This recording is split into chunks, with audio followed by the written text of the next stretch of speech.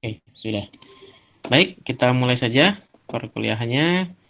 Oke, jadi hari ini kita akan belajar tentang vektor. Mudah-mudahan selesai dalam waktu 12, jam 12 kita selesai. Oke, sebenarnya untuk apa sih kita belajar vektor? Ya, sebenarnya untuk apa? Ya, banyak sih ya. Vektor itu kan banyak digunakan terutama di bidang fisika ya. Teman-teman kalau belajar fisika waktu apa SMA yang pernah belajar fisika ya, kalau IPS mungkin tidak pernah belajar, tapi setidaknya pernah kenal ya kelas 1 atau kelas 2 gitu ya, tentang vektor. Nah, banyak semua bidang menggunakan vektor. Nah, salah satunya adalah bidang kita, yaitu apa? Sistem informasi geografis, ya. Eh, ini dasarnya akan menggunakan data-data dari vektor. Ya, jadi teman-teman nanti ketika membangun sebuah sistem informasi yang berbasis geografis, nah, tentu saja nanti di dalamnya ketika membangun sistemnya akan memanggil data atau menggunakan data-data yang berbasis vektor, ya. Jadi apa sih sebenarnya sistem informasi geografis itu? Ya, jadi kalau teman-teman pernah searching atau browsing di internet, kemudian tiba-tiba membuka satu web atau aplikasi yang di dalamnya bisa memunculkan ini ya, apa namanya, gambar peta, kemudian penyebaran peta, distribusi data di peta, ya, atau misalkan teman-teman biasa menggunakan Google Maps ya, atau misalkan menggunakan Waze ya, seperti itu. Jadi ketika teman-teman menggunakan aplikasi seperti itu, nah, itu sebenarnya dasarnya atau data-data yang digunakan di aplikasinya itu dan yang direkam itu dia berbasis kepada vektor ya. Jadi itulah kenapa teman-teman harus belajar tentang vektor ya. Nah, kalau kita bicara definisinya, sistem informasi geografis ini adalah satu sistem yang menggambarkan situasi muka bumi ya, atau informasi tentang ruang muka bumi yang diperlukan untuk menjawab atau menyelesaikan suatu masalah yang terdapat dalam ruang muka bumi yang bersangkutan ya. Contohnya ketika kita mau pergi ke suatu tempat, kemudian kita memanfaatkan Waze atau GPS ya, Google Maps, ya sebenarnya kita sedang menggunakan data-data yang tersedia di aplikasi itu. Nah, aplikasinya itu ya karena berbasis permukaan bumi, maka tentu saja menggunakan arah ya, menggunakan arah, berapa jaraknya, arahnya kemana. Nah, itu kalau seperti itu, maka mau tidak mau ya memang datanya akan berbasis vektor. Apalagi kalau nanti Anda sebagai analis data ya, sebagai orang yang akan mengelola data ya tentu saja harus mengenal berbagai jenis data ya. Nah, salah satunya nanti Anda menemukan data vektor. Data vektor ini yang biasa terekam atau terrecord dalam suatu aplikasi ya. Oke. Oke. Nah, kegiatannya ya pengumpulan, penataan, pengolahan, analisis, dan penyajian data-datanya di dalam ruang muka bumi ya. Kalau kita misalkan membangun sebuah sistem informasi geografis. Nah, data-datanya yang menggambarkan ruang bumi itu disebut sebagai data spasial. Ya, nanti Anda kalau misalkan sudah lulus, kemudian bekerja di berbagai perusahaan, biasanya kalau memang mengembangkan sistem yang berbasis geografis, maka datanya yang digunakan adalah data spasial ya. Nah, data spasial ini adalah data yang base-nya itu adalah vektor. Nah, sebenarnya kalau bicara lebih dalam, satu lagi ada namanya data raster, tapi kita nggak belajar. Nah, kalau di sini basic-nya teman-teman kita akan coba belajar konsep dasarnya ya, bagaimana menghitung sebuah vektor ya. Oke. Sebenarnya untuk apa sih data berbasis vektor itu gunanya? Ya tadi, pertama kita tahu kalau kita menemukan suatu aplikasi berbasis geografis, maka tentu saja ada format titiknya, ya kan? Kemudian ada format garisnya, ya mungkin format poligon atau format permukaan yang digambarkan dengan berbagai warna, gitu ya. Membedakan area ketinggiannya, kemudian ukurannya ya. Contoh-contohnya misalkan kalau format titik di sini ada lokasi letak pohon, seperti kalian kalau misalkan di Google Map kan tahu lokasi di mana, lokasi tinggal mengetikkan saja kan. Ketika diketikkan maka datanya langsung muncul. Misalkan teman-teman mau ke mana? Misalkan mau ke apa sih namanya yang BSM tuh, Trans Studio ya. Nah, dari Bojong Soang misalnya ketik Trans Studio, nah, maka muncul kan harusnya lewat mana, arahnya kemana, sehingga langsung muncul. Sebenarnya yang muncul itu adalah data spasial ya, sebenarnya data data vektor, karena langsung tahu arahnya ke arah mana ya, sehingga tahu berapa kilometer jaraknya, belok mana gitu ya. Nah, seperti itu. Nah, kemudian kalau format garis ya tadi ada jalannya, ada sungai ya dan sebagainya. Nah, kemudian kalau format poligon, nah ini biasanya ada bentuk luas ya, ada luasnya. Luasnya seberapa besar gitu ya. Kalau misalkan bentuknya dalam bentuk area atau daerah. Nah, kalau misalkan format permukaan ya mungkin peta ya, kemudian bangunan bertingkat dan sebagainya itu semuanya base-nya adalah vektor ya. Seperti itu. Jadi kalau digambarkan mungkin kurang lebih seperti inilah ya nanti apa namanya data-data yang digunakan ya. Tadi yang sudah saya sampaikan di sini, ini bentuknya ada yang bentuknya titik, ada yang bentuknya garis, ada yang bentuknya area ya. Kalau titik ya berarti titik-titik seperti ini ya, misalkan gambar-gambar atau simbol-simbol. Kemudian kalau line itu berarti arahnya ya, seperti ketika Anda menggunakan Google Maps, maka ketika menunjukkan arah, maka ada tanda garis arahnya kemana ya kan, berjalan itu bergerak tandanya ke arah mana sehingga disitulah dia menggunakan line. Nah, pergerakannya itu ya tentu saja base-nya adalah pada data vektornya sendiri. Kemudian area, nah area ini ya bentuknya seperti peta berwarna-warni, tergantung patternnya ya, ada yang polanya berwarna-warni, ada yang mengikuti pola pattern tertentu dan sebagainya. Nah, contoh-contohnya ya seperti ini, misalkan kalau gambarnya hotel ya, contoh ini contoh seperti ini ada gambar hotel, maka dia digambarkan vektornya di titik mana. Jadi sebenarnya gambar itu hanya tampilannya saja, tapi di balik itu sebenarnya yang dikerjakan oleh aplikasi itu adalah titiknya ya, titik-titik itu hotel di mana, titik sungai di mana ya, area luasnya seperti apa. Nah, maka gambaran-gambarannya itu digambarkan dengan menggunakan titik-titik atau vektor-vektor. Oke, jadi kurang lebih seperti itu ya. Data-data nanti yang akan digunakan di vektor. Oleh karena itu, maka teman-teman harus memahami konsep dasar dari vektor ya. Oke, untuk yang vektor sendiri, kita akan belajar konsep dasarnya ada tiga. Definisi dari vektor sendiri, kemudian ada ruang vektor, kemudian ada operasi vektor. Ya. Oke, jadi kita akan masuk bagian pertama yaitu definisi dari vektor sendiri. Oke, definisi vektor. Nah, kurang lebih bentuk vektor seperti ini ya. Nah, teman-teman mungkin sudah pernah pada tahu, pernah belajar bahwa vektor itu adalah suatu ukuran atau suatu besaran lah kalau dalam bahasa fisikanya ya dulu, suatu besaran atau suatu ukuran atau sesuatu yang menyatakan nilai dan arah. Konsep dasarnya gitu aja sih definisinya. Jadi dia pasti punya nilai, dia pasti punya arah. Nah, ketika dia punya nilai dan punya arah, maka kita bisa menyebutnya sebagai vektor. Nah, bentuk-bentuknya ya seperti ini. Misalkan ada vektor A di sini ya. Kemudian ada vektor B di sini.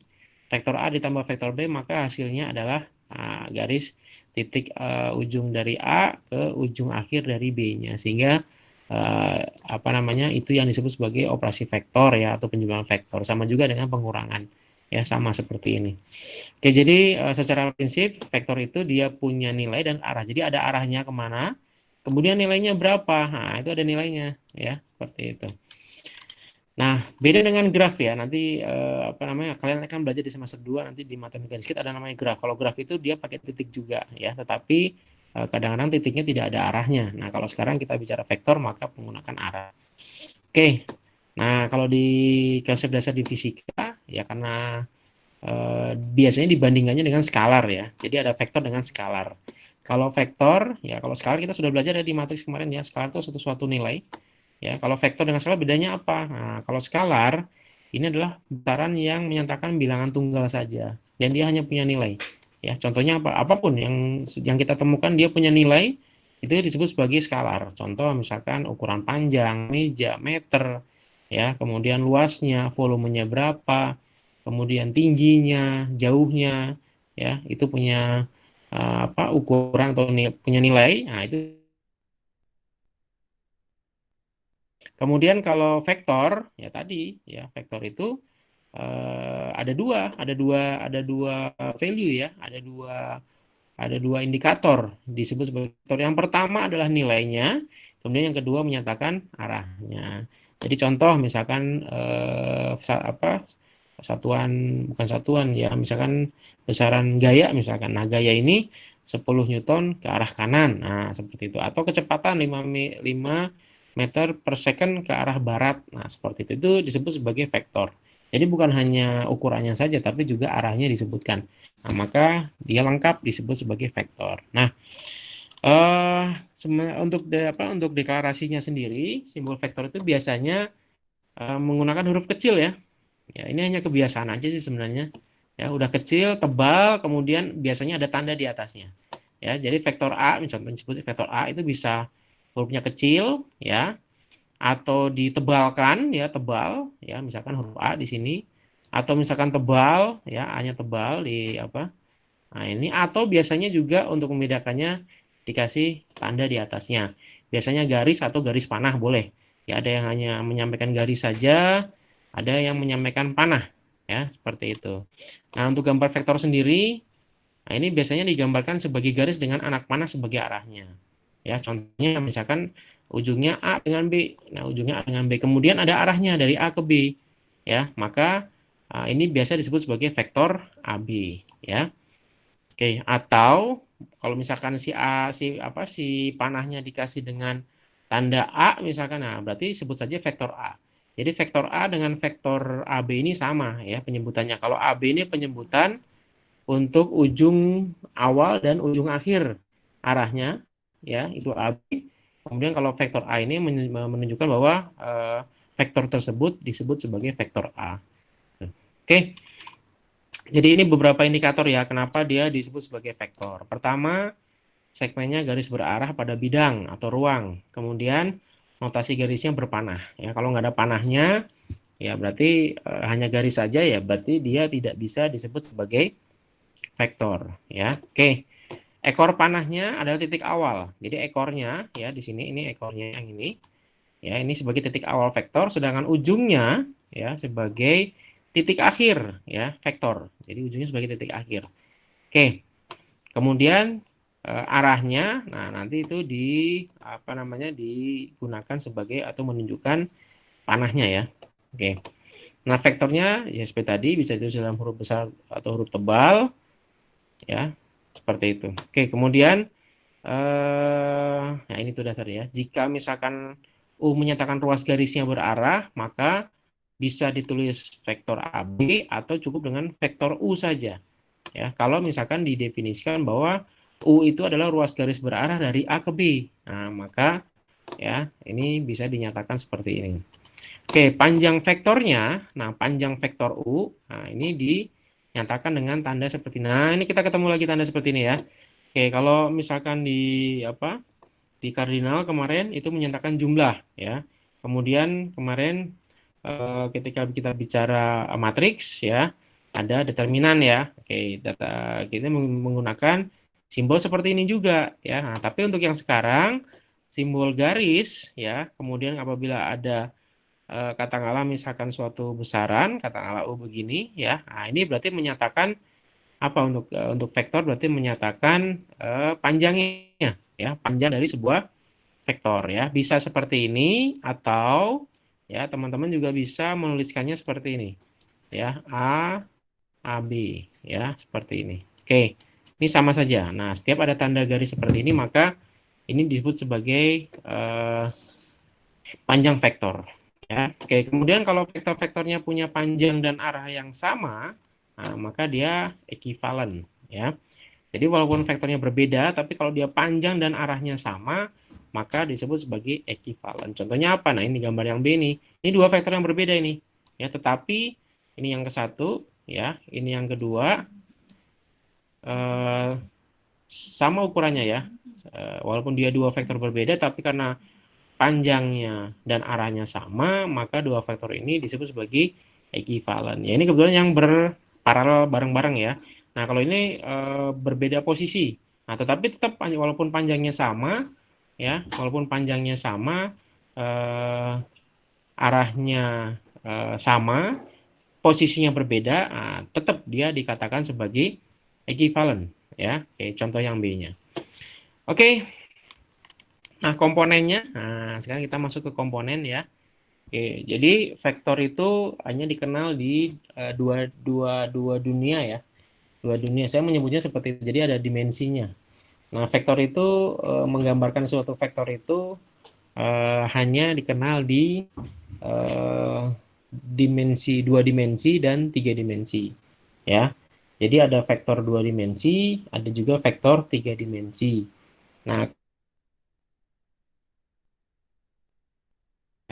ini contohnya nih, misalkan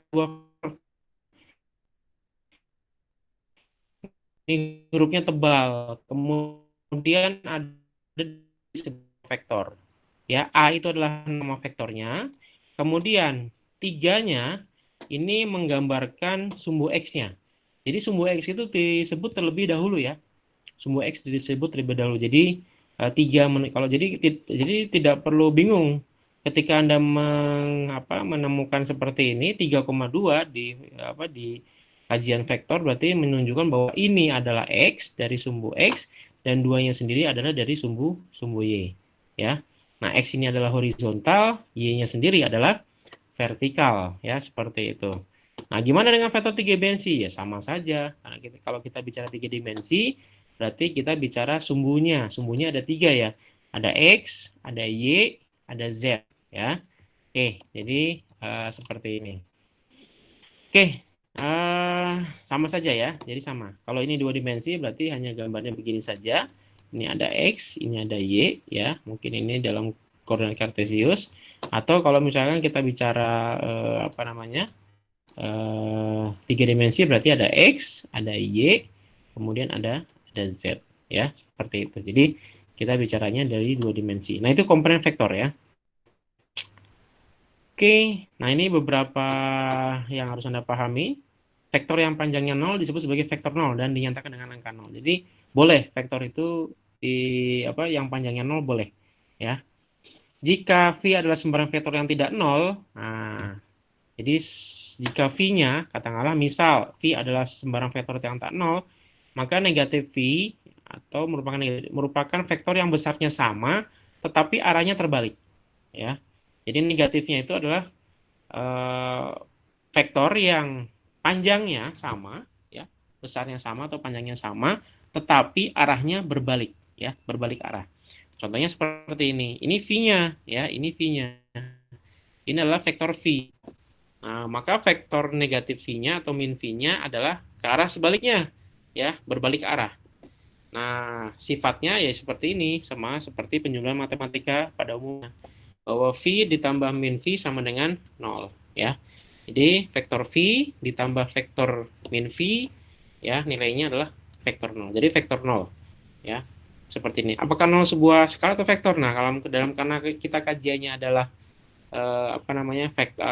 kajiannya adalah vektor, maka 0 tetap sebut sebagai vektor. Arahnya kemana? Arahnya kemana saja, ya. Oke. Nah, ini beberapa gambar visualisasinya tadi yang sudah disampaikan, ya. Nah, seperti ini arah kedua vektor sama, panjangnya A dan B. Kemudian ini vektornya tidak sama ya. Ini tidak sama. Ya, yang ini adalah berbalik arah yang seperti tadi sudah disampaikan, ya. Misalkan berbalik arah. Tapi walaupun dia berbalik arah, kalau bisa jadi ukurannya sama, ya. Tapi arahnya berbeda, ya. Oke. Kemudian vektor A dan B dikatakan tidak sama. Kalau yang A ini jelas-jelas sama ya. Yang bagian pertama ini jelas-jelas sama. Arahnya sama, panjangnya sama. Kalau yang kedua ini eh, tidak sama, ya. Vektor A dan B dikatakan tidak sama. Walaupun panjangnya sama, tetapi dia adalah vektor yang berbeda, ya, betul-betul berbeda, tidak ekivalen, ya. Oke, apalagi yang bagian ketiga, ya, sudah panjangnya tidak sama, ya. Panjangnya tidak sama, arahnya sama. Jadi walaupun arahnya sama, ya, kemudian panjangnya tidak sama, maka dia bukan ekivalen, vektor yang ekivalen. Oke, jadi ini visualisasi ini untuk menunjukkan prinsip-prinsip dasarnya, ya. Kalau arahnya sama, panjangnya sama, maka dia ekivalen. Kalau dia arahnya beda, panjangnya sama, dia tidak ekivalen. Nah, kalau di sini sudah panjangnya tidak sama, panjangnya tidak sama, kemudian arahnya sama. Nah, ini sama. Ini juga dia tidak ekivalen, ya. Oke. Sampai situ bisa dipahami ya definisi dasar dari vektor. Siap, Pak. Insya Bisa Allah. ya. Oke, jadi itu konsep dasarnya. Pahami dulu, karena nanti kita akan mencoba mulai masuk ke pemahamannya. Ya.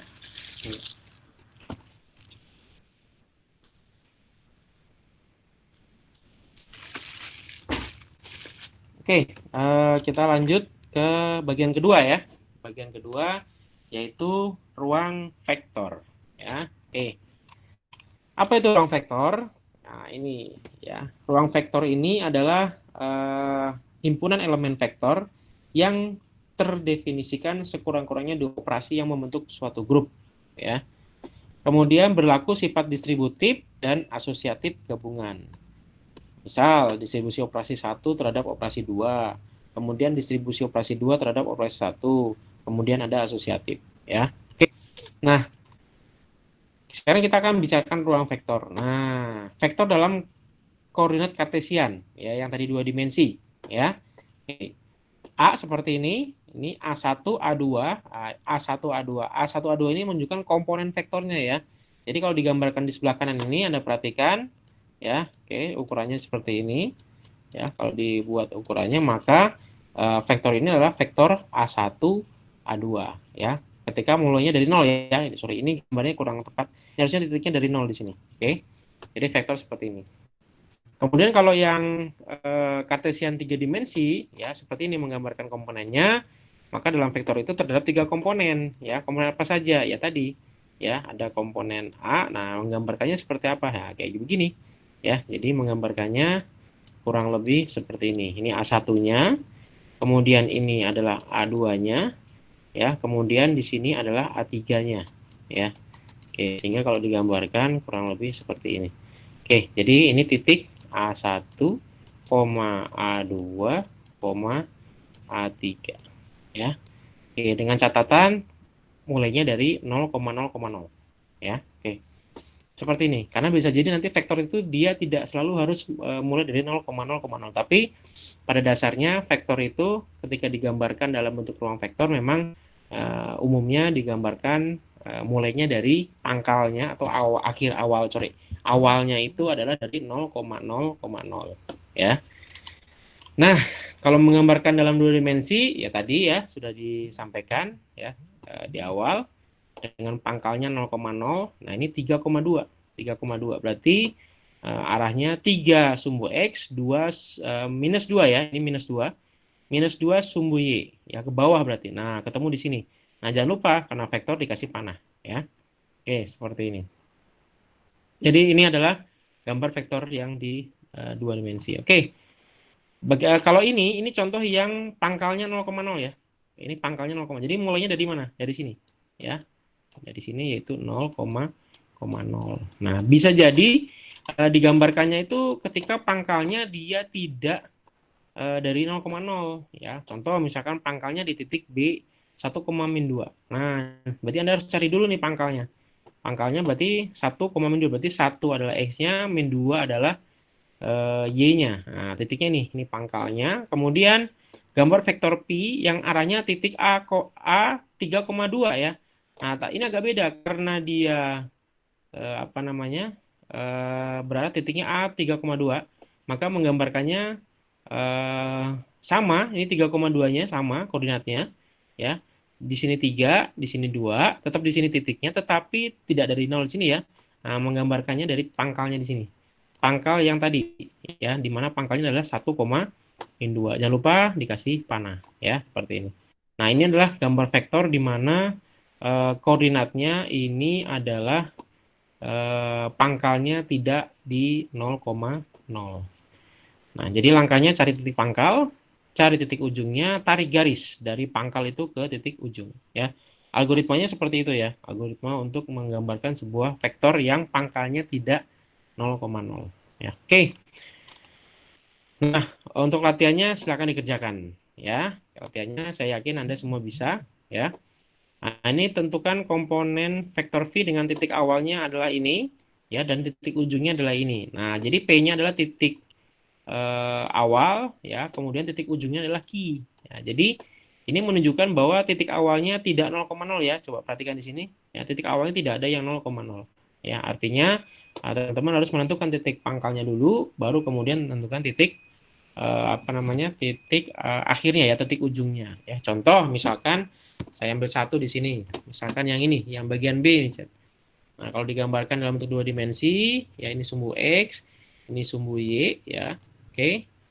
Nah, berarti kita tentukan titik pangkalnya dulu. Ya, titik awal yaitu 2,0. Berarti 2,0, 2 di sini ya X-nya. 2,0 berarti titik ini.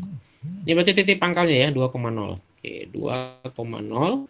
Kemudian titik akhirnya atau titik ujungnya adalah 3,-7. Oke, 3. Berarti sumbu X 3, 1, 2, 3. Kemudian -7, oh, berarti ke bawah nih. Ya, gambarkan kalau lebih ke bawah. Seperti ini. Oke, anggap saja ini 7 ya, di sini 7. Nah, berarti 3 titiknya di sini. Oke, sehingga kalau digambarkan panahnya ya kurang lebih seperti ini ya. Oke, ini vektornya. Oke, jadi itu contoh. Untuk yang lainnya silakan dikerjakan sendiri ya. Oke, itu contoh untuk yang menggambarkan vektor dengan titik pangkalnya tidak 0, ya. Oke, sampai situ bisa dipahami ya. Jadi kalau misalkan tidak ada gambarkan vektor berikut ya, tidak menyebutkan titik awal, maka sudah jelas titik awalnya adalah mulai dari 0,0. Jadi teman-teman langsung menggambarkannya dari 0,0. Tapi kalau misalkan dia ada menyebutkan atau pernyataan menyebutkan bahwa titik awalnya adalah suatu titik tertentu, maka teman-teman tentukan titik pangkalnya ya. Ini juga nanti akan menentukan algoritmanya ya, ketika teman-teman nanti membangun sistem menentukan titik pangkalnya dari mana itu. Ketika mulai dari awal, maka titik pangkalnya disitulah ditentukan sebagai titik awal pergerakan ya, vektornya arah kemana. Nah, jadi di situ langsung di apa di apa dieksekusi di aplikasinya misalkan. Nah, berarti ditentukan titik diamnya di situ ya. Nah, makanya seperti ketika teman-teman menggunakan Waze atau Google Map ya, atau misalkan aplikasi yang menggunakan vektor itu ya kayak Gojek ya, Gojek, Grab itu kan bisa Anda lihat kan ya pergerakan dari si siapa drivernya kan ya, dari mana ke mana. Nah, itu pergerakan dari drivernya itu dia menggunakan pendekatan vektor ya, arahnya kemana, jalannya kemana gitu ya. Nah, jadi si permukaan buminya itu dia dipetakan dengan vektor. Jadi ditentukan titik vektor-vektornya. Nah, biasanya untuk menentukan titik vektor itu sudah digunakan standar. Nah, kalau teman-teman nanti menggunakan standarnya ya sudah digunakan Google ya. Google itu kita terima kasih sama Google karena Google sudah membuat atau menggambarkan permukaannya ya, permukaan vektornya. Jadi teman-teman kalau nanti mau misalkan bikin aplikasi yang berbasis vektor menggunakan arah, misalkan contoh bikin aplikasi atau sistem untuk mengecek pom bensin terdekat misalkan. Ya, berarti teman-teman tinggal memanggil data dari Google ya, dari Google Map. Tinggal dipanggil saja, datanya dimasukkan, diintegrasikan dengan sistem yang Anda kembangkan. Nah, nanti vektornya sudah ada semua di situ. Teman-teman tinggal menandai vektornya ya. Oke, jadi kita sudah terima kasih ya. Dan Google itu hebatnya lagi adalah dia memberi gratis ya untuk ininya titiknya ya, kecuali kalau misalkan untuk digunakan untuk misalkan komersil. Nah, kalau misalkan untuk menggunakan komersil, nah itu biasanya Google ya minta izin dulu ya kerjasama. Jadi ada aplikasi-aplikasi yang sifatnya komersil ya kita harus membayar. Ya, tapi kalau misalkan tidak komersil ya kita tinggal pakai saja, ada izinnya dan itu dibolehkan oleh Google ya. Oke, jadi kurang lebih seperti itu. Nah, oke, jadi setelah yang pertama kita bicara definisi, kemudian yang kedua kita bicara ruang vektor ya, tadi 2 dimensi, 3 dimensi. Nah, yang kita masuk ke bagian ketiga nih, yaitu apa? Operasinya. Nah, ini yang agak lumayan karena hitung-hitungan ya. Di sini kita akan mulai menghitung operasi atau vektornya. Bagaimana menjumlahkan vektor, ya, bagaimana menghitung panjang vektornya, gitu ya. Ya, bagaimana menghitung jaraknya, kan gitu ya. Oke, nah kalau kalian tahu di tadi ya di aplikasi-aplikasi seperti Google Maps atau di Waze ya, itu juga ada ukurannya ya. Ada ukuran panjangnya. Nah, itu ukuran-ukuran panjangnya itu ya dihitung berdasarkan vektor-vektor yang sudah ditentukan titiknya dalam petanya ya. Oke. Nah, ini beberapa operasi yang harus Anda kenal ya. Operasinya banyak sebenarnya ya, tapi di sini hanya disampaikan 5 saja, nanti kebanyakan. Ya 5 saja, yang penting konsep dasarnya aja dulu. Ya, di mana nanti akan ketika nanti kalian menggunakan ketika mengembangkan sistem informasi geografis. Cukup ini saja sih. Dengan 5 operasi ini sudah cukup. Jadi tidak perlu banyak-banyak operasinya. Ya. Oke. Nah, ini biasanya operasi-operasi yang digunakan ketika teman-teman mengembangkan sistem informasi geografis, terutama yang menggunakan arah ya, jarak dan arah. Kalau yang menggunakan peta saja, menggambarkan peta distribusi, kemudian itu biasanya apa namanya, tidak terlalu banyak operasinya ya. Tetapi kalau misalkan sudah bikin aplikasi tadi, seperti aplikasi Gojek, aplikasi Grab, aplikasi Google Maps ya, Gmaps itu ketika menentukan jaraknya, maka operasi-operasinya dipakai di situ ya, berapa jumlahnya, dari vektor mana ke vektor mana ya, kemudian panjangnya berapa. Nah, itu operasinya menggunakan kurang lebih 5 operasi ini ya. Oke. Jadi yang pertama ada penjumlahan atau pengurangan, ini dianggap sama ya, karena pengurangan kan sebenarnya bagian dari penjumlahan. Kemudian perkalian dengan skalar ya, skalar real yang sembarang, seperti waktu kita bicara matriks ya. Jadi ketika matriks dikalikan dengan skalar, nah ini sama. Suatu vektor dikalikan dengan bilangan skalar, artinya bilangan nilai tertentu ya. Oke, kemudian perkalian titik. Nah, perkalian titik ini adalah perkalian yang menunjukkan eh, perkalian antar vektor ya. Jadi perkalian dotnya disebutnya dot ya, inner product, Euclid inner product. Ini perkalian antar vektor. Kalau yang tadi yang bagian kedua yang ini hanya mengalihkan dengan sembarang k, sembarang bilangan ya, sembarang skalar. Kemudian kalau yang ini adalah perkalian antar vektor ya. Oke. Kemudian yang keempat adalah menentukan panjang vektor ya. Nah, ini panjang vektor, seperti ini rumusnya ya, rumus panjang vektor. Kemudian jarak antar dua vektor. Nah, ini jarak antara dua vektor. Ini berapa? Bisa ditentukan vektor A sekian, vektor B sekian, jaraknya berapa? Ya, logikanya. Jadi kalau misalkan yang ini menunjukkan panjang suatu vektor, misalkan dari vektor ini sampai vektor itu, dari sini misalkan kita misalkan ya, saya analoginya menggunakan Google Maps, misalkan dari titik Bojong Soang ke Transmart misalkan. Nah, itu kan berarti ada berapa vektor? Berapa panjang vektornya dari sini ke sana? Itu bisa dihitung, ya. Kemudian kalau misalkan berapa menentukan jaraknya, dua vektor berarti bisa saja ketika tadi menghitung jaraknya dari kampus ya, misalkan dari kampus ke suatu mall misalkan, di kampus kita kan dekat ada namanya Transmart ya. Kita tuh lengkap ya, di dekat kampus tuh ada Transmart, ada Gria ya untuk belanja harian, kemudian kaki lima banyak itu tersebar ya. Oh ya, teman-teman belum belum sampai kampus ya. Mudah-mudahan Januari bisa ke kampus. Oke,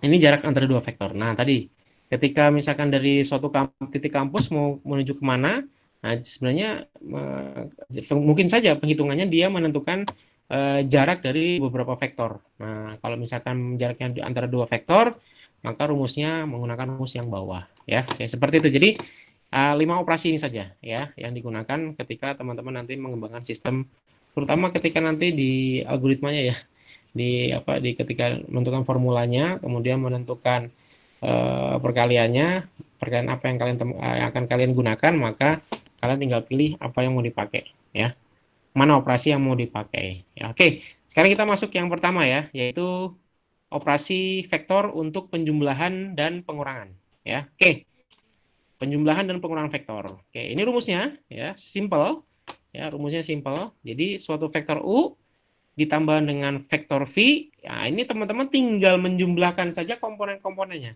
Ya, tetapi komponennya disesuaikan ya dengan komponen-komponen dimensinya ya. Maksudnya tadi kalau di dua dimensi, U1 U1 tambah U2. U1 di U2 ya, U1 U2. Kemudian ada V1 V2. Maka menjumlahkannya sesuai dengan sumbunya ya. Jadi jangan sampai sumbu X ditambah dengan sumbu Y. Itu nggak nyambung. Ya, jadi sesuaikan dengan sumbunya. Jadi vektor itu mudahnya adalah jumlahkan saja atau kurangkan ya komponen vektor sesuai dengan sumbunya, sesuai dengan letak komponennya, ya. Kalau sumbu X dengan sumbu X, sumbu Y dengan sumbu Y, dan sumbu Z dengan sumbu Z, ya. Kalau yang di 3 dimensi. Oke. Nah, cara menjumlahkannya ini ada beberapa cara. Ya, cara pertama disebutnya dengan cara segitiga, ya. Cara segitiga. Jadi jumlah dua vektor A dan B adalah suatu vektor C. Ya, jadi vektor A dan vektor B ini ketika diketahui ada vektor A dan vektor B, maka hasilnya ketika dijumlahkan maka vektor lain, ya. Sudah bukan vektor A dan B lagi. Jadi adalah vektor yang lain, ya. Nah, yang awalnya dari titik pangkal vektor A menuju ujung dari vektor B-nya. Nah, setelah ujung vektor A ditempelkan dengan pangkal vektor B-nya. Nah, sehingga itulah yang disebut dengan vektor baru, atau di sini konteksnya kita menyebutnya sebagai vektor C, ya. Vektor C. Oke. Jadi seperti ini. Ini vektor A, ya, sebut saja vektor A. Kemudian ada vektor B, ya. Nah, ketika dijumlahkan, ya A ditambah B itu berarti ketika A, maka ujung vektor B-nya ini letakkan di di akhir vektor A. Ya, jadi pangkalnya vektor B letakkan di akhir vektor A tanpa merubah arahnya, ya. Jadi hati-hati teman. Ketika akan menjumlahkan gambar vektornya, maka perhatikan posisinya. Jangan sampai merubah arahnya, ya. Oke, letakkan di sini, ya. Kemudian tarik garis dari pangkal vektor A menuju ke ujung vektor B. Nah, sehingga akan muncul vektor baru namanya vektor C yang merupakan penjumlahan dari A dan B. Ya, oke. Itu dari sisi arahnya. Kalau dari sisi nilainya, ya berarti misal A-nya, ya, misal katakanlah vektor A ini adalah vektor yang, ya, seperti tadi, ya, vektor A. Nah, ini adalah A1, A2, ya. Oke. Ini koma, ya, supaya tidak tertukar. Kemudian ada vektor B, misalkan adalah B1, B2, ya. Oke. Nah, berarti ketika ada vektor A ditambah dengan vektor B, maka teman-teman harus cukup menjumlahkan saja sesuai dengan komponennya masing-masing. Komponen vektornya, ya. Berarti A1 ditambah B1, A2 ditambah B2. Ya, seperti itu. Nah, ini menjumlahkannya. Nah, kalau ini menggambarkan atau menjumlahkannya dengan cara segitiga, ya. Oke. Kemudian teman-teman juga bisa menggunakan yang kedua, yaitu cara jajaran genjang, ya. Cara jajaran genjang ini konsep dasarnya, ya. Untuk memperoleh hasil vektor penjumlahan dari vektor A dan B, maka vektor A dan B harus diposisikan pada satu titik, ya. Pada satu titik dari masing-masing vektor diproyeksikan sehingga menghasilkan satu titik potong antar kedua vektor. Vektor hasil dihubungkan dari titik awal ke titik akhir potongnya. Ya, jadi gambarnya kurang lebih ya seperti ini, ya. Jadi digambarkan proyeksinya, ya. A dengan B. Oke, seperti ini. Jadi sama-sama posisinya diposisikan pada satu titik, ya. Artinya ujung dari B dengan ujung dari A ini disatuin. Disatukan, ya, bukan satuin, disatukan, ya. Jadi ujungnya A dengan B ini disatukan, ya, sehingga gambarnya kurang lebih seperti ini. Katakanlah misalkan ini vektor A, kemudian ini vektor B, gitu, ya. Ya, ini sama-sama pangkalnya di titik yang sama. Nah, kemudian proyeksikan. Nah, ketika diproyeksikan, ya, vektor B ini diproyeksikan, maka kurang lebih proyeksinya vektor A ini seperti ini, ya. Kemudian vektor B juga proyeksinya seperti ini, ya, sehingga teman-teman tinggal tarik ujungnya saja ke sini, sehingga didapat seperti ini, ya. Prinsipnya sama saja sih, cuman dia dengan yang segitiga tadi, ya. Cuma di sini menggambarkan caranya saja, ya, bebas. Anda mau pakai mau menggunakan jajaran genjang atau menggunakan cara segitiga, sama saja sih prinsipnya. Tidak berubah substansi, hanya caranya saja yang berbeda, ya. Oke, nah bagaimana kalau menjumlahkannya? Ya tadi sudah saya sampaikan, ya, dari hasil aljabarnya, aljabar yang tadi menggunakan dua metode, ya. Nah, ini ada vektor A, ada vektor B, maka vektor C-nya ini adalah sesuaikan dengan masing-masing komponennya, ya. Oke. Jumlah dua vektor adalah suatu vektor baru yang komponen-komponennya berasal dari jumlah komponen vektor asal secara bersesuaian. Jadi disesuaikan dengan tadi, ya, posisi dan letaknya. Oke, seperti itu. Nah, inilah kurang lebih perbedaannya, ya, perbedaan dari penjumlahan sama pengurangan. Ya, kadang-kadang beberapa ada yang menuliskan vektor seperti ini, ya. Oke, ada juga yang begini, vektornya begini, jadi dituliskan seperti ini. Jadi dituliskan seperti matriks ya, dituliskan seperti matriks. Jadi U ya sama dengan A dengan B. Nah, dia dituliskannya seperti ini ya, persis seperti matriks ya. Oke, dia menggunakan matriks dan vektor V adalah C dan D. Nah, berarti U ditambah V itu nah, seperti ini, menjumlahkannya disesuaikan posisinya. Sama seperti matriks ya, persis. Sama seperti, karena memang matriks sama vektor itu berhubungan ya. Nah, nanti kalau kalian tahu di mana hubungannya ya tadi ketika menuliskan vektor dalam bentuk matriks ya, kurang lebih seperti ini. Jadi boleh ya, memudahkan teman-teman juga nanti ketika operasi menjumlahkan vektor, maka gambar dalam bentuk matriks hingga mudah menjumlahkannya ya. Nah, kalau yang ini adalah panjangnya. Nah, kalau panjang formulanya seperti ini. Nah, kalau yang ini pengurangan, prinsipnya sama saja ya, teman-teman, sama saja ya, menjumlahkan atau mengurangkan dari vektor ya, kurang lebih seperti ini. Ini ukurannya. Nanti kalau ukuran nanti kita bahas di yang bagian belakang ya. Oke. Jadi ini beda penjumlahan sama pengurangan vektornya ya. Oke. Sifatnya. Nah, ini beberapa sifat yang harus Anda pahami ketika melakukan proses penjumlahan dan pengurangan vektor. Komutatif ya, bolak-balik ya, bersifat ya, punya sifat komutatif. Kemudian dia juga punya sifat asosiatif. Jadi suatu vektor U ditambah V menghasilkan vektor baru, ditambahkan dengan W itu sama saja hasilnya dengan U ditambahkan dengan vektor baru dari hasil V ditambah W ya. Itu hasilnya akan sama. Ya, hasil dari vektornya nanti akan sama. Ya, arahnya sama, ukurannya sama, ya. Oke, kemudian elemen netral ya, ini identitas A ditambah dengan 0 ya, vektor 0 itu sama saja dengan 0 ditambah dengan vektor A. Ya, hasilnya adalah vektor A itu sendiri. Ya. Kemudian tadi sudah ya, inverse-nya atau berkebalikannya, kalau vektor A ditambah dengan negatif A-nya yang berbalik arah, yang berbeda arah tadi, maka hasilnya adalah 0 ya, si vektornya. Oke. Oke, jadi itu sifat penjumlahannya. Nah, kalau misalkan seperti ini, silahkan dikerjakan ya. Penjumlahnya gampang lah. Ini gampang, menjumlahkan vektor seperti ini mudah ya. Nanti tantangannya teman-teman kalau melakukan penjumlahan ini, ya teman-teman berarti nanti ketika membuat formulanya di persamaan ya, maksudnya membuat persamaannya di modelnya di aplikasi. Nah, seperti itu. Nah, berarti nanti ngodingnya ketika menjumlahkan sebuah vektor. Tapi sekarang banyak contoh ya.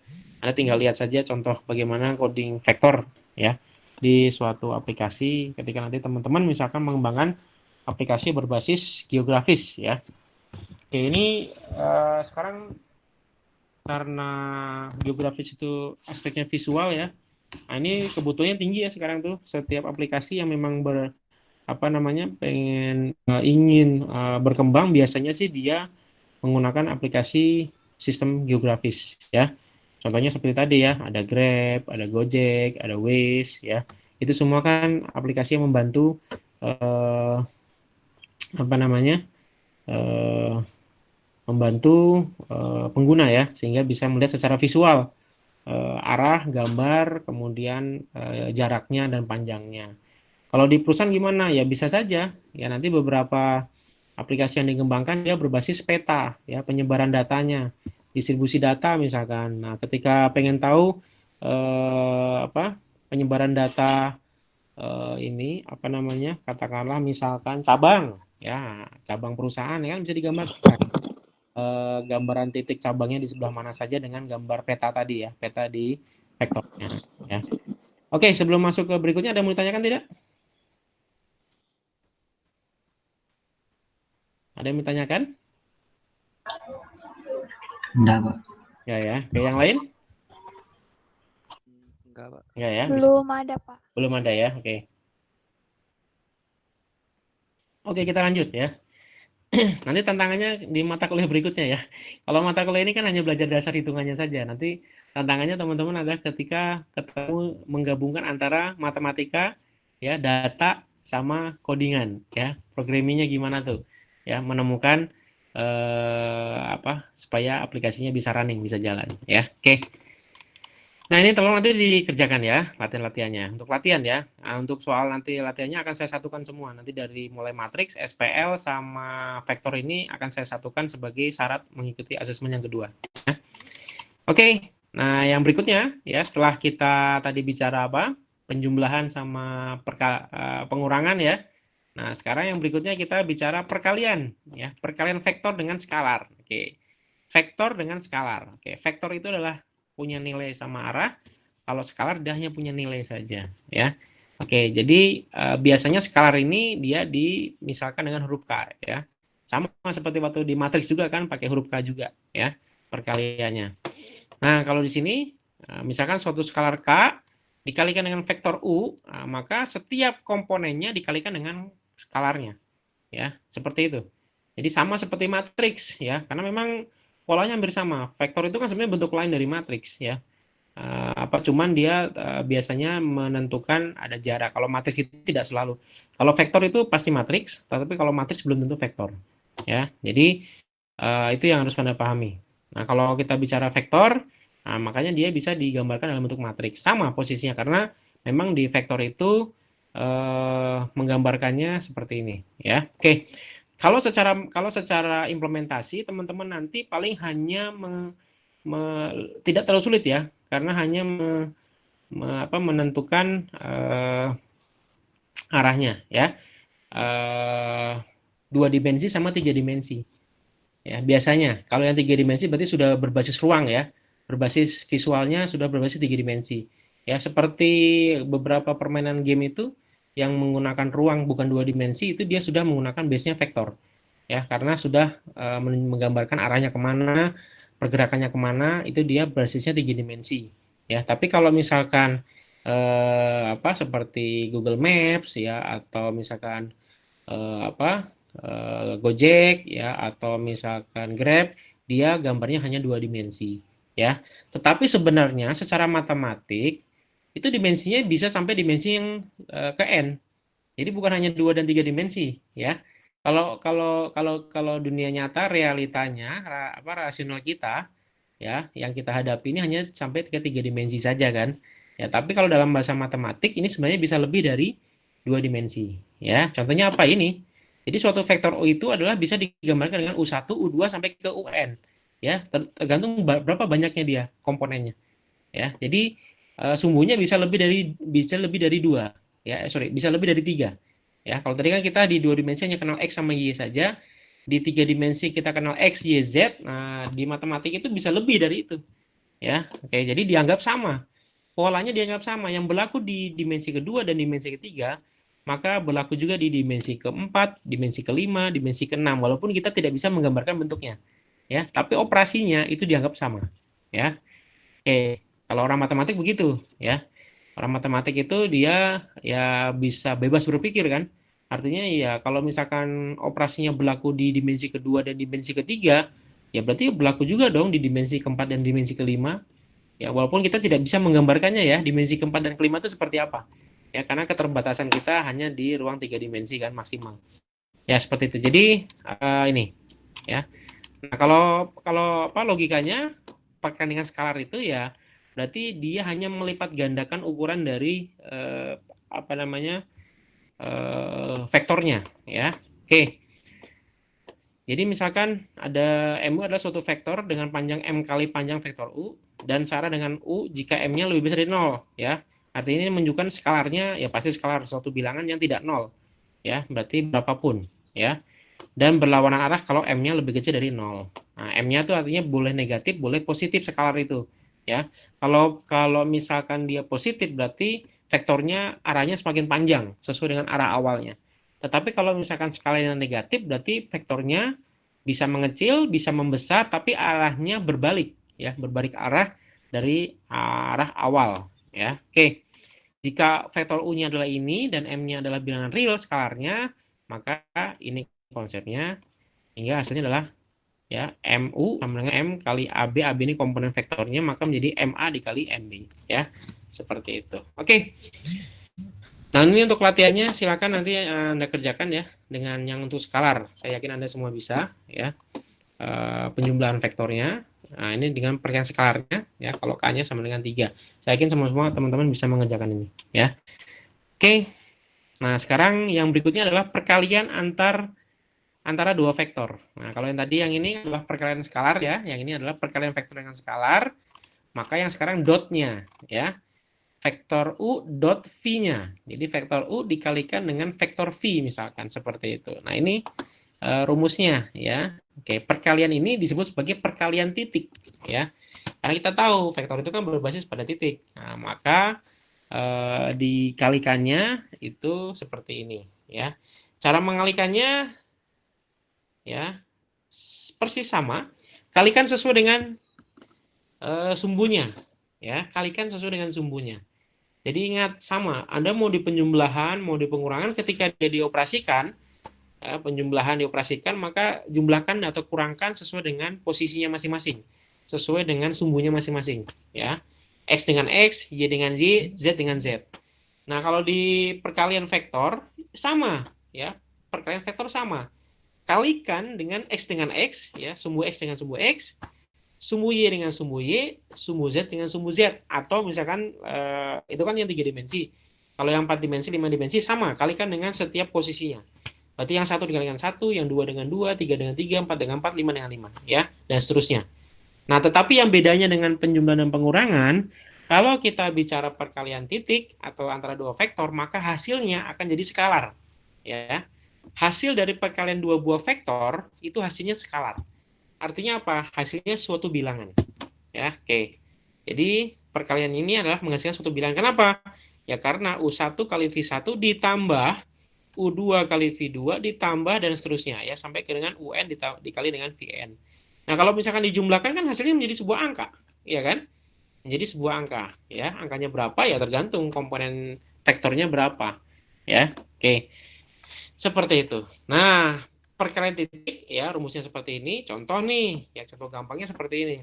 Misalkan vektor U 1,2,0, vektor V 3,-2,1. Maka ketika dikalikan dotnya ya inner produknya U dot V ya vektor U dikalikan dengan vektor V, maka ya kalikan dengan masing-masing ya. Seperti ini dikalikan ini kalikan ini. Jangan lupa dijumlahkan. Berarti 1 kali 3 ditambah 2 kali minus 2 ditambah 0 kali 1. Atau sama dengan 4 ditambah negatif 4 ditambah 0 sama dengan 0. Nah, ini 0 ini kan skalar. Ya, ini kan bilangan apa? Skalar. Ya. Oke, jadi perkalian dari dua buah vektor, hasilnya adalah skalar. Ya. Oke.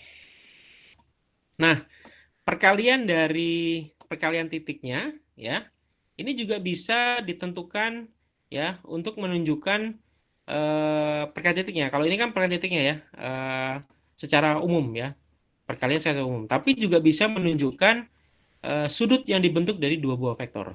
Ya, maka rumusnya u dot v ya u dot v ini ya adalah panjang vektor u dikali dengan panjang vektor v dikali dengan kosinus theta. Nah, kosinus theta ini adalah sudut yang dibentuk antara vektor U dengan vektor V. Gitu ya. Oke, bisa dipahami ya. Jadi seperti itu. Ya. Ini bisa dibalik. Jadi bisa U kali V dengan V kali U sama saja. Ya, karena tadi sifat apa? Sifat komutatifnya. Ya, dikali dengan cos. Nah, ini sama dengan vektor V dikali dengan vektor U. Jadi rumusnya ya ini bisa bervariasi. Ya, ini kan sebenarnya sama saja dengan kalau misalkan ini bisa sama saja nilainya dengan ini tadi ya, yang U1 kali dengan ya ya yang ini ya U1 kali U2 ya kali U2 kali V2 ditambah dengan U2 V1 ya U2 dikali dengan V1 ya ini ditambah dengan sampai dengan ke N ya UN dikali dengan VN ya jadi kalau ini hasil skalarnya yang di atas ya kalau ini bisa juga hasilnya akan sama ketika teman-teman menghitung panjang dari vektor U dikali panjang dari vektor V dikali dengan cos tetanya ya. Nah, artinya apa? Teman-teman bisa mencari nilai cos tetanya sendiri. Ya, ketika sudut yang dibentuk antara dua buah vektor, misalkan ini vektor U dengan vektor V. Ketika dikalikan dotnya, sudut yang dibentuk kira-kira sebesar berapa? Nah, itu bisa dicari ya dengan cara nih seperti ini ya. Oke. Jadi gambarnya seperti ini ya, kurang lebih vektor V ya, ini vektor V. Ini kalau diproyeksikan ke ini tegak lurus ya. Proyeksinya tegak lurus ya, seperti ini siku-siku. Ini juga sama, ketika ada vektor ini maka gambarnya tegak lurus ke atas ya. Nah, seperti ini. Sehingga tetanya ini adalah sudut yang dibentuk antara vektor U dengan vektor V. Besarnya berapa? Bisa kita hitung ya. Besarnya berapa bisa kita. Nah, cara menghitung gimana? Kayak gini. Contoh misalkan vektor V dengan vektor W, ya kan?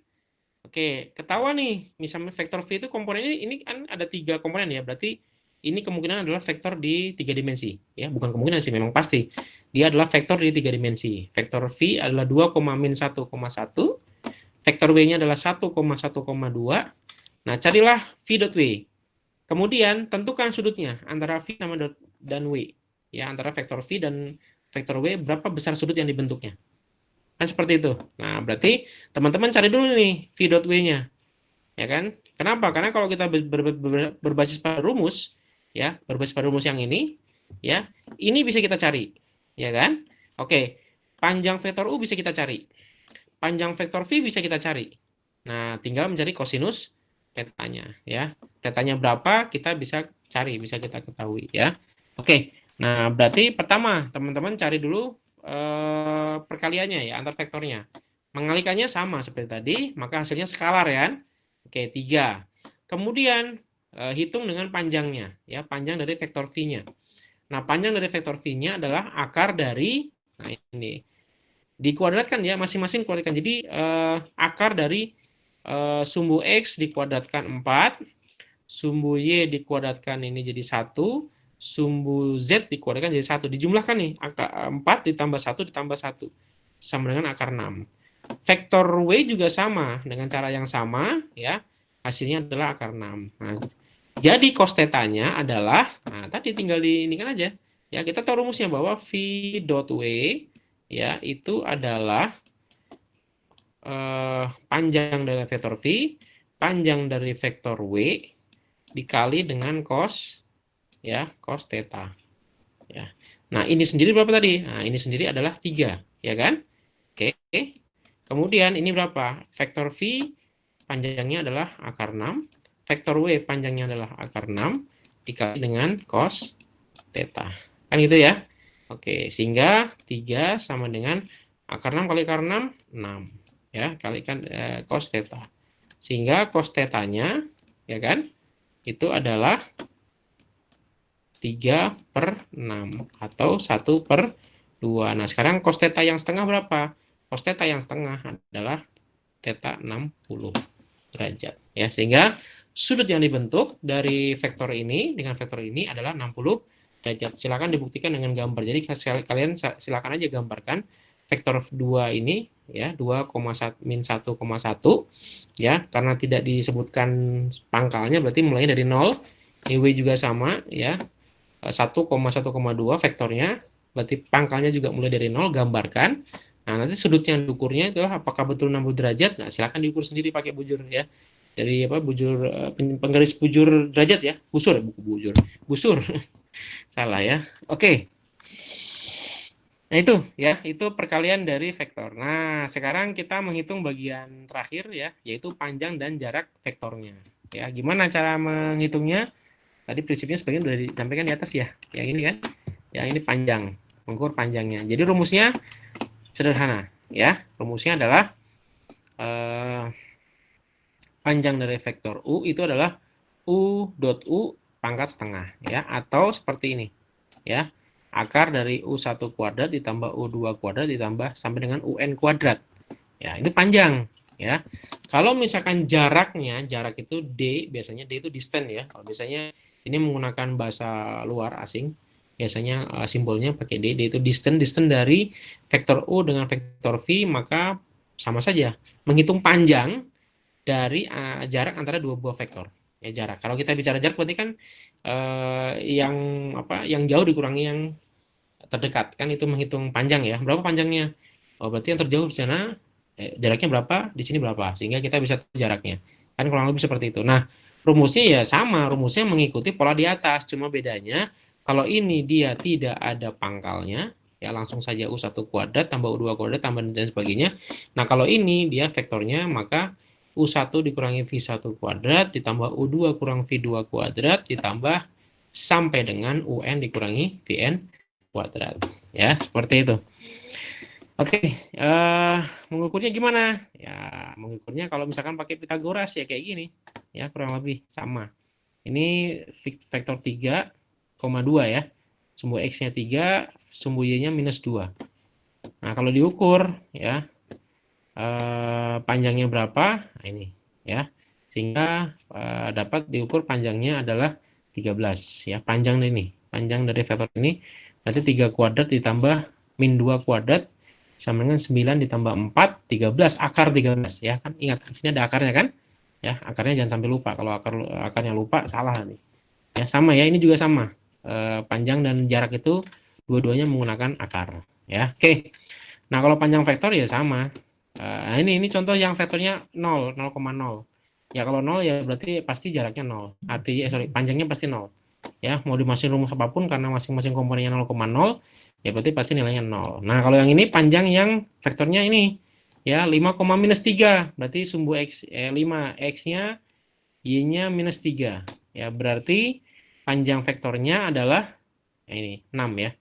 Ya, jadi panjangnya 6. Akar dari ini kebetulan akarnya bulat ya, jadi bisa disederhanakan menjadi 6. Tapi bisa jadi akarnya tidak selalu bulat seperti ini. Ya, Anda bisa menemukan akar yang lain. Tapi kalau misalkan mau diuraikan boleh ya pakai kalkulator. Misalkan akar dari 39, nah itu silakan jadi 6, sekian itu boleh. Ya, oke. Nah, ini kalau panjang vektor A-nya sendiri ya untuk kasus ini ya.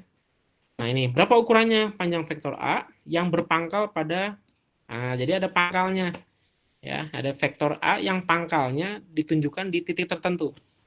Nah, maka rumusnya ya ini.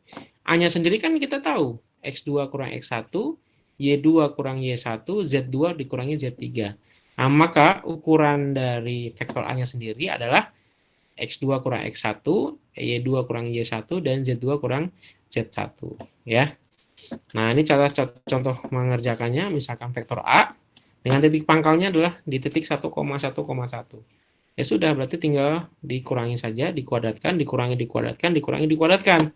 Sehingga dapatnya adalah akar 32 atau 4 akar 2. Nah, kalau mau diuraikan dengan jadi utuh skalar yang utuh, berarti Anda tinggal cari akar 2 berapa? 1, sekian ya. 1,3 kalau nggak salah, 1,3 kali dengan 4 berarti jawabannya adalah 5, sekian gitu ya. Oke, jadi kurang lebih menghitung panjang. Nah, yang berikutnya ya, jaraknya. Ketika teman-teman menghitung jarak, misal ada P1 ya, vektor 1 P1 dan vektor P2 adalah dua titik dalam ruang berdimensi 3, maka jarak D antara kedua titik tersebut adalah seperti ini jaraknya, maka tinggal pakai rumus yang persis sama ya seperti yang sudah kita lakukan ya, dasarnya seperti ini ya. Contoh, nah ini contohnya, misal ada vektor U ya. Nah, ini contoh yang di 4 dimensi ya. Lihat, komponennya ada 4. 1, 2, 3. Ini 4 dimensi. Kita nggak akan bisa menggambarkan, tetapi kita bisa mengoperasikan. Ya, ini kalau yang kayak gini ini soalnya orang matematik ya.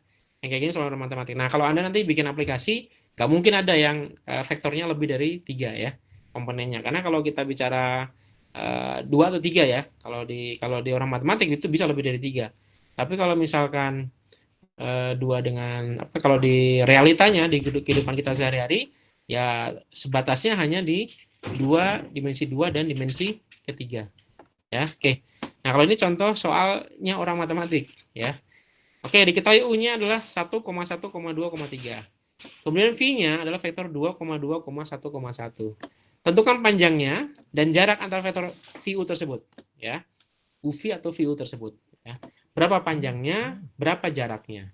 Oke, kita tahu panjang vektornya, ya berarti tentukan masing-masing ya. Oke, panjangnya masing-masing. Bisa kita tentukan panjang vektor dan jarak antara vektor VU tersebut. Panjangnya dapat di sini akar 15, ya. Panjang V-nya dapat akar 10. ya. Jaraknya ya tadi tinggal U dikurangi V. Ya, atau V dikurangi U sama saja. Kenapa? Karena pada akhirnya akan dikuadratkan kan semuanya ya. Jadi kalau misalkan hasilnya negatif pun pada akhirnya akan dikuadratkan. Jadi nggak ada masalah sebenarnya U dengan V dengan V dengan U itu nggak ada masalah. Kalau mengukur jarak ya. Tapi kalau arah hati-hati ya, karena agak berbeda. Nah, sehingga jawabannya adalah akar akar 7 ya. Akar 7 itu berapa? Sekitar 2, sekian ya, 2, sekian. Oke, silakan dicari nanti. Oke. Nah, ini beberapa latihan yang bisa Anda kerjakan untuk untuk soal latihan di vektor ya. Jadi materinya tidak terlalu sulit ya, karena dasarnya untuk mempelajari Anda saja nanti ketika nanti Anda masuk ke semester 2 ya. Karena ketika masuk ke semester 2 nanti mulai bahasa pemrograman, mulai ngoding ya, web ya. Nah, mungkin nanti ada mulai latihan ngoding menggunakan untuk vektor ya, berarti teman-teman harus sudah mulai ya melakukan coding dan dasarnya perhitungannya sudah paham ya, sehingga kita kan nanti mau menggambarkan teman-teman sudah lancar ya. Oke, ini konsep dasarnya ya. Oke, sampai sini. Nah, ini untuk latihan 4 silakan dikerjakan ya. Silakan dikerjakan sendiri ya. Oke, nanti soal latihannya yang akan saya kirimkan nanti digabungan ya. Jadi gabungan atau bundling dari tiga materi ya sebelum asesmen yang kedua ya, dari mulai matriks, kemudian sistem persamaan linear, dan yang terakhir adalah vektor yang hari ini kita diskusikan ya. Dan tiga materi ini semuanya berhubungan ya. Secara prinsip semuanya berhubungan sebenarnya ya, untuk implementasinya. Oke.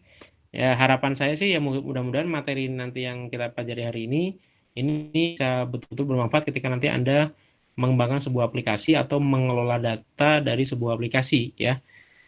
Seperti itu. Ya, karena nanti kan Anda ketika membangun sistem bisa jadi yang Anda temui adalah sistem berbasis geografis ya.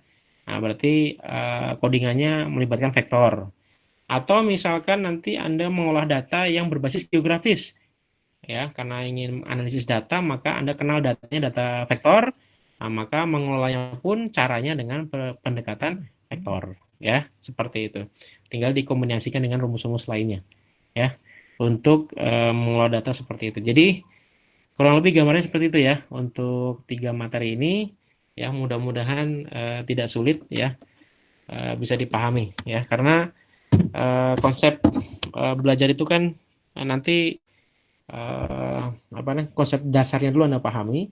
Jadi mau dikasih soal seperti apapun kalau Anda dasarnya sudah tahu, sudah paham, ya tentu saja Anda bisa menjawabnya dengan mudah ya, bisa logikanya sudah dapat ya, nalarnya dapat, Anda melakukan perhitungannya dan keluar lagi gitu. Oh iya. Oke, sampai sini ada yang mau ditanyakan? Bisa ya? Tidak terlalu sulit ya? Oke, yang sulit itu nanti soal ujiannya ya.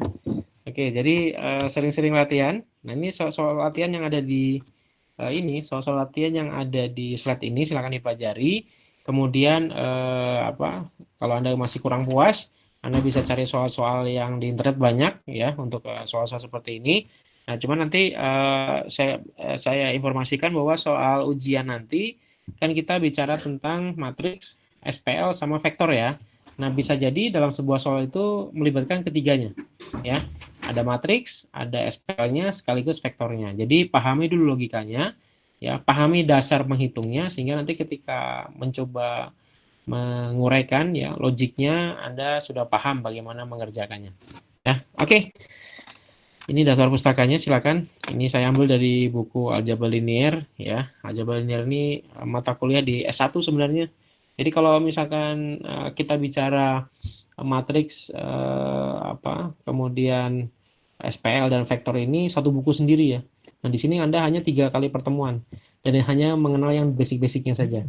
Tapi kalau Anda nanti melanjutkan di kuliah S1 ya belajarnya satu buku ya. Satu buku itu banyak sekali formulanya ya. Ya, karena mereka kan akademik ya.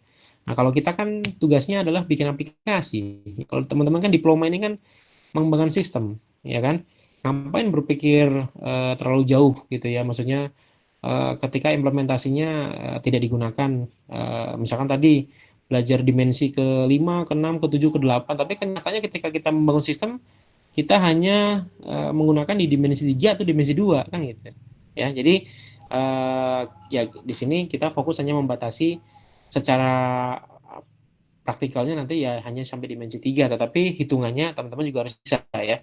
Bagaimana menghitung di dimensi ke-4, dimensi ke-5, dimensi ke-6 sampai ke dimensi ke N ya. Oke. Sampai situ bisa dipahami ya semua?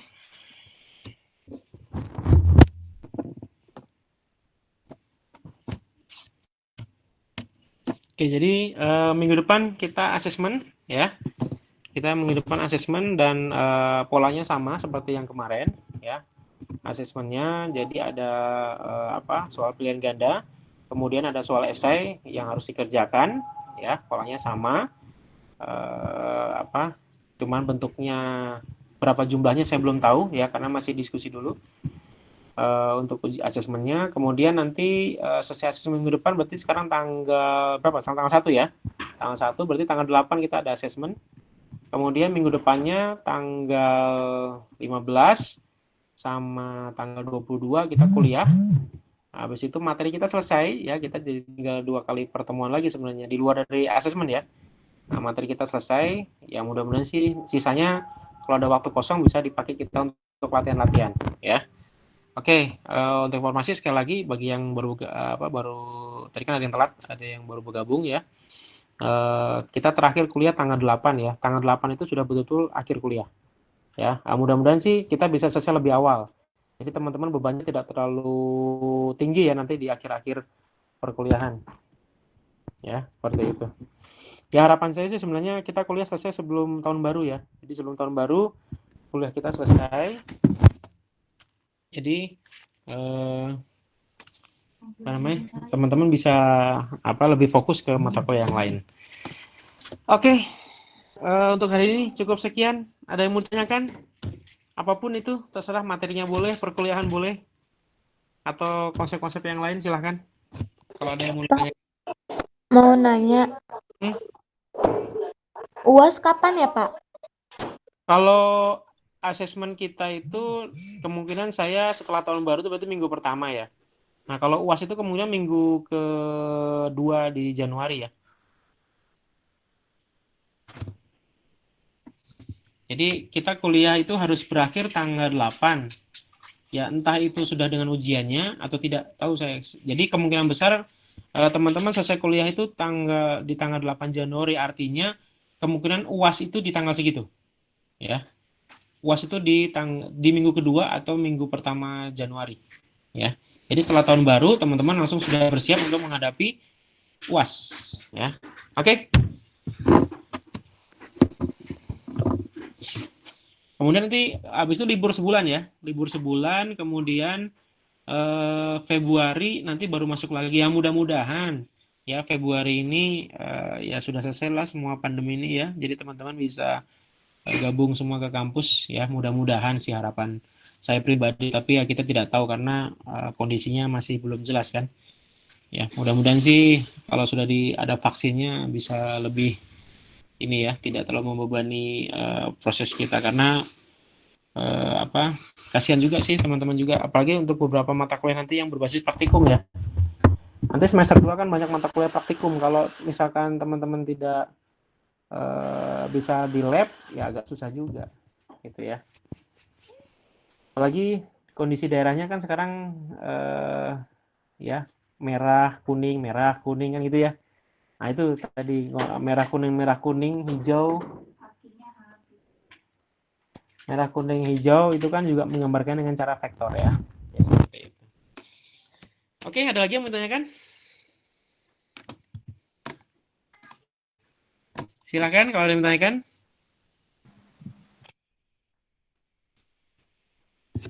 Cukup? Pak, tugas syarat asesmen itu dikumpul kapan Pak? Nanti pada saat asesmen aja. Kenapa Pak? Jadi pada saat sebelum asesmen 2, ya teman-teman harus mengumpulkan tugasnya dulu, gitu aja sih, nanti lewat email. Oh iya. Ya, gitu. Oke Pak, makasih. Oke, untuk tugasnya nanti saya kasih ya. Jadi saya akan kasihkan tugasnya, tapi tunggu nanti setelah hari hari Jumat, karena yang Jumat masih ada kuliah ya, satu lagi. Tapi kalau misalkan tugas mungkin bisa saya kirim lebih cepat sih, nggak apa-apa. Jadi saya upayakan kan apa Selasa ya. Ya, saya upayakan sebelum hari Kamis sudah saya kirimkan. Mudah-mudahan sih bisa bisa saya segera kirimkan. Oke. Nah, untuk teman-teman yang masih bingung dengan materinya, silakan diskusi ya, silakan diskusi sama teman, silakan diskusi berkelompok, belajar bersama ya, walaupun online ya, untuk membahas materi-materinya. Kemudian kalau kita menjawabnya atau ketemu soal-soal yang agak susah ya, silakan ya, seperti itu. Oke, kalau tidak ada, saya cukupkan sekian. Terima kasih. Atas kehadiran Anda hari ini ya, mudah-mudahan hari ini bisa bermanfaat dan bisa berguna nanti untuk kepentingan Anda di masa depan ya. Oke, ini saya hentikan ini dulu ya rekamannya.